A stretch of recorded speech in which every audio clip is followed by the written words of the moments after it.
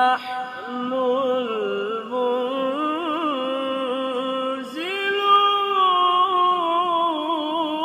المنزلون لو نشاء